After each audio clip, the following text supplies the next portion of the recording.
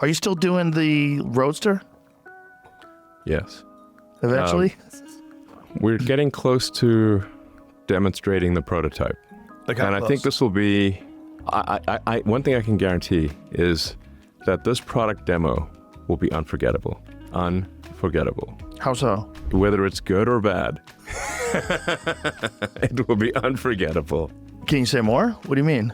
Well, my friend Peter Thiel once reflected that the future was supposed to have flying cars, but we don't have flying cars. So you're gonna be able to fly? Well, I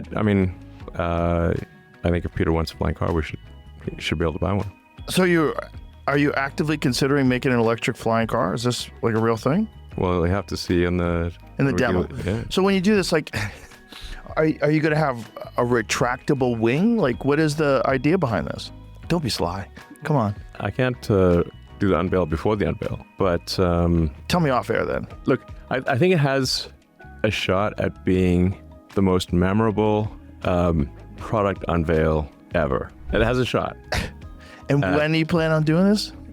What's the goal? Hopefully before the end of the year. Really? Before the end of this year? This is, we're almost like in a couple November months. 1st. Hopefully in a couple months. We need to make sure that it works. This is some crazy, crazy technology we got in this car. Crazy technology.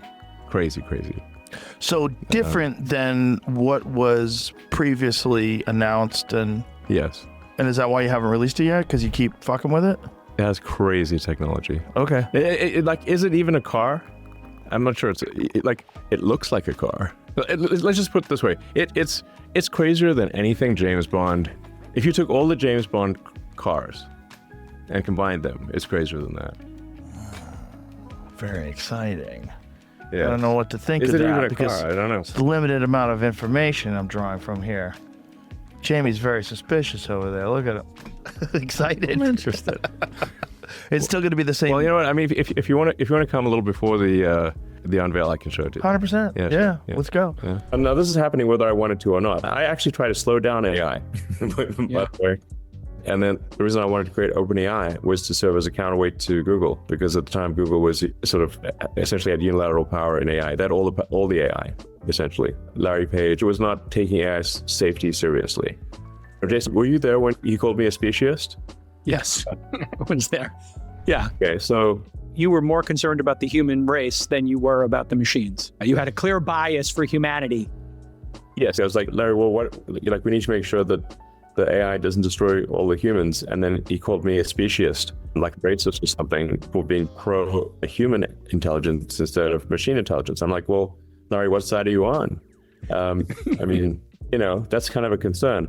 And at the time, Google had essentially a monopoly on AI. And they bought DeepMind, which you were on the board of, had an investment in. Larry and Sergey had invested in as well. And it's really interesting. I found out about it because I told him about it. I showed him some stuff from DeepMind, and I think that's how he found out about it and acquired them, actually. I gotta be careful what I say. But the point is that it's like, look, Larry's not taking AI safety seriously, and Google had essentially all the AI and all the computers and all the money. And I'm like, this is a unipolar world where the guy in charge is not taking things seriously, and called me a speciesist for being pro-human. What do you do in those circumstances? Build a competitor. Yes. So OpenAI was created essentially as the opposite, which is an open source nonprofit, the opposite of Google. Now, unfortunately, it needs to change its name to Closed for Maximum Profit AI. Yeah.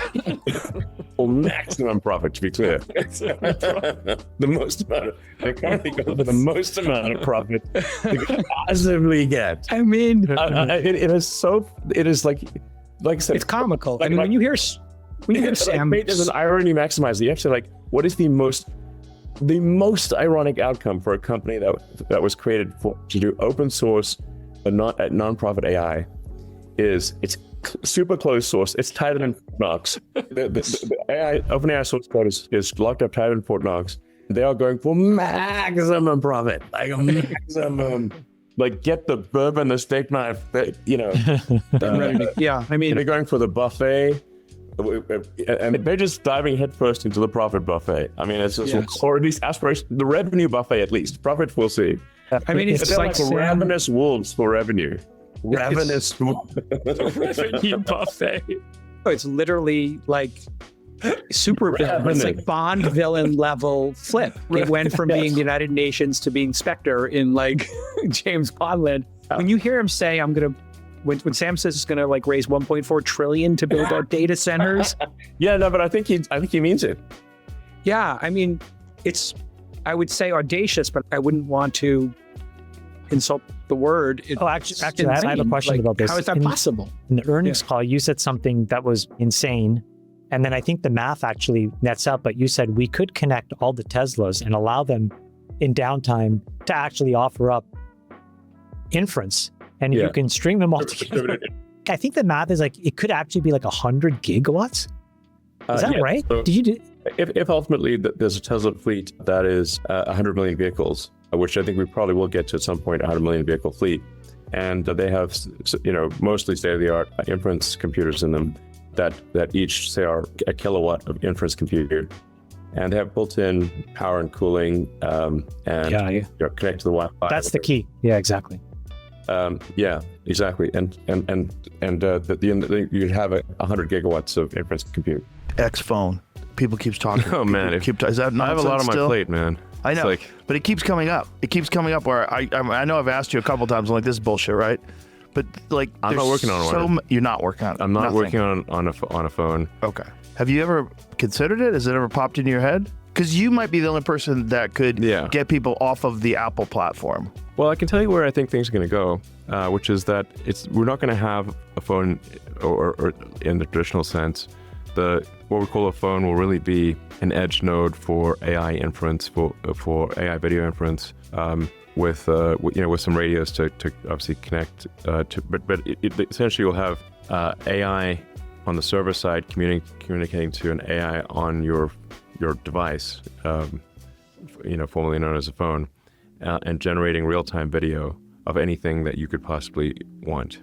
And I think that there won't be operating systems, there won't be apps in the future. There won't be operating systems or apps. It'll just be, you've got a device that is there for the screen and audio and for and to put as much AI on the device as possible, so as to minimize the amount of bandwidth that's needed between your edge node device, or formerly known as a phone, and the servers.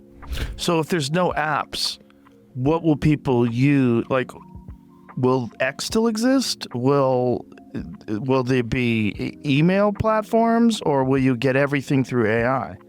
You'll get everything through AI. Everything through AI. What will be the benefit of that, as opposed to having individual apps? Whatever you can think of, or really whatever the AI can anticipate you might want, it'll show you. That's my prediction for where things end up. What kind of time frame are we talking about here? I don't know. It's probably 5 or 6 years, something like that. So 5 or 6 years, apps are like Blockbuster Video. Pretty much. And everything's run through AI.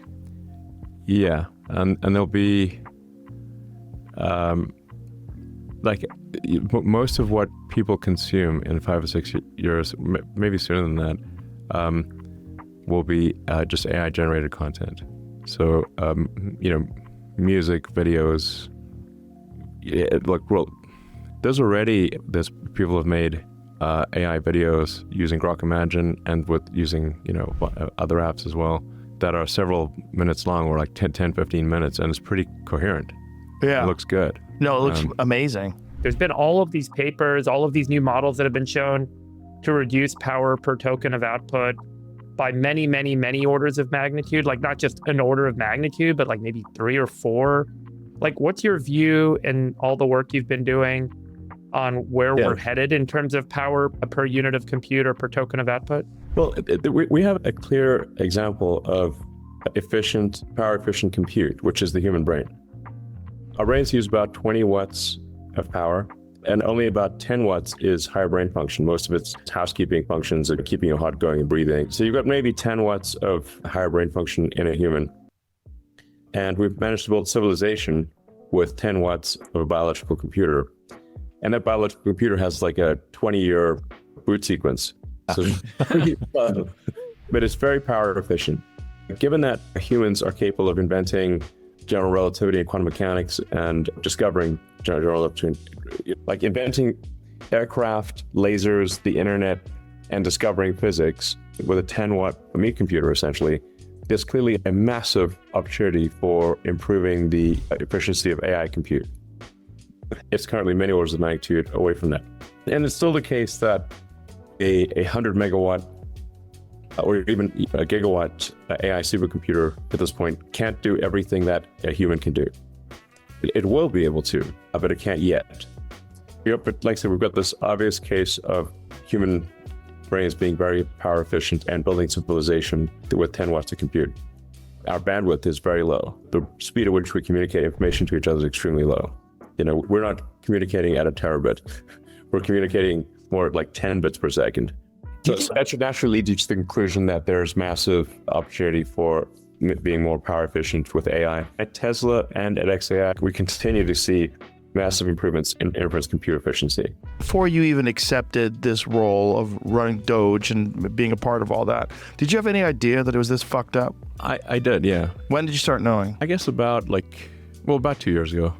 Isn't that crazy? Yeah, not relatively recently, Yeah. So maybe I started having, I started basically having a bad feeling about 3 years ago, which is when why I felt it was critical to acquire Twitter and have a maximally truth-seeking platform, not one that suppresses the truth. And it was more like I'm not sure what's going on, but I have a bad feeling about what's going on. And then the more I dug into it, the more I was like, holy shit, we got a real problem here. America's going to fall. Without anyone knowing it had fallen. That would be the problem. It could have fallen and been unrepairable without anyone really being aware of what had happened, especially if you didn't buy Twitter. Yes. That's it. Look, buying Twitter was a huge pain in the ass and made me a pincushion of attacks. Dab. Everybody loved you before that. Well, some people still loved A lot of people loved you. A lot of lefties loved you. I was a hero of the left. It's it fair was to a say. thing. If you drove a Tesla, it showed that you were environmentally conscious and you were on the right side. Yeah. I mean, I'm still the same human. I didn't have a brain transplant between, since in 3 years ago, Well, that's my favorite bumper sticker that people put on Teslas now. I bought this before Elon went crazy. I took a picture of one the other day. Oh, you found this? Somebody. Oh yeah, I've seen 3 or 4 of them. People that have these bumper stickers on their car. It says, I bought this before Elon went crazy. Because when people were vandalizing Teslas. Yeah. The most unhinged. There was an organized campaign to literally burn down Teslas, and we had one of our dealerships got shot up with a gun, they fired bullets in the Tesla dealership. They were burning down cars. It was crazy. But the bumper sticker should read, there should be an addendum to the bumper sticker. It's I bought this car before Elon turned crazy. Actually, now I realize he's not crazy, and I've seen the light. That'll take some time. That'll take some time. People don't want to admit that they've been tricked. Yeah, I mean, They there's don't like that old saying where it's it's really easy to fool somebody, but it's almost impossible to convince someone that they were fooled. Yeah. It's much easier to fool them than to convince them they've been fooled. People cling to their ideas. Yes. They especially if they've publicly stated these things. They get very embarrassed of being foolish. Yeah, people most of the time they double down. Uh-huh. And And they find echo chambers.